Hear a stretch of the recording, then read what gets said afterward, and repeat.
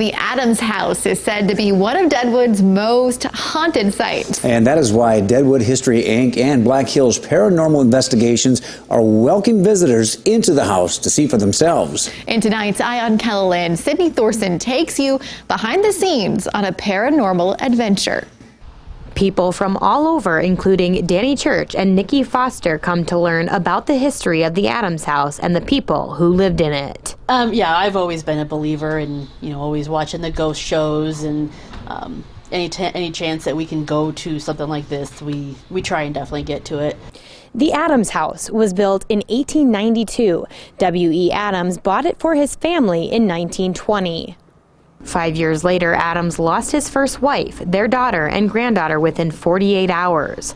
Because of this tragedy, some people say to this day, Mr. Adams will sometimes sit in his library and grieve his loss. It's kind of weird. It's a very storied location, for one. And we know the histories of the families that did live here, and I guess the people that lived here really enjoyed living there.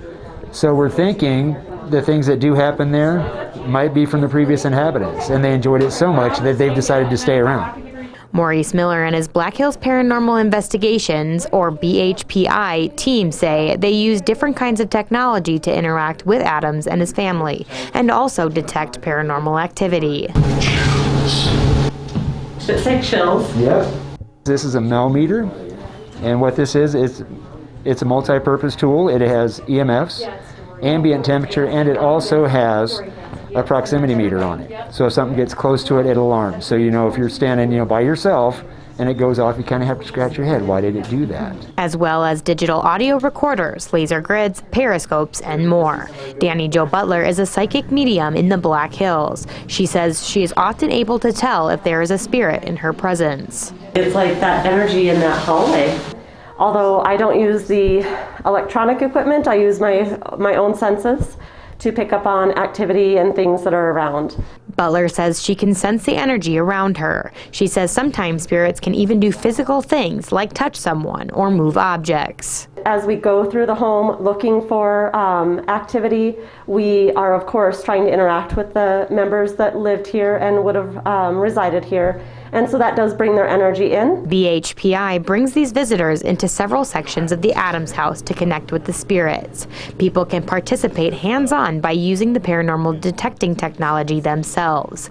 Miller says if you talk to the spirits and interact with them, you are more likely to get some sort of response. And sometimes the library has all kinds of activity going on, and sometimes it doesn't.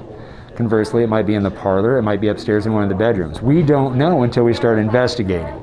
Church and Foster have come every year for the last 4 years. They experience something different every visit. Several of us saw shadows, but when the picture frame of Mrs. Adams fell down very hard right behind me and scared me, that was definitely the thing. And she saw... Yeah, we had spikes on one of the devices for...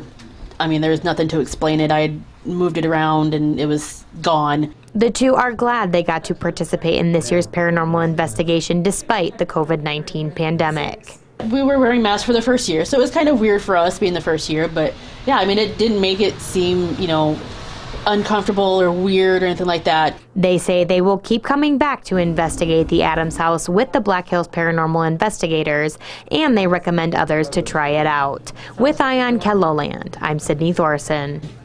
Now, the last few paranormal investigations will be this weekend. Tickets are $35, and you must be at least 12 years old to participate. Masks are required.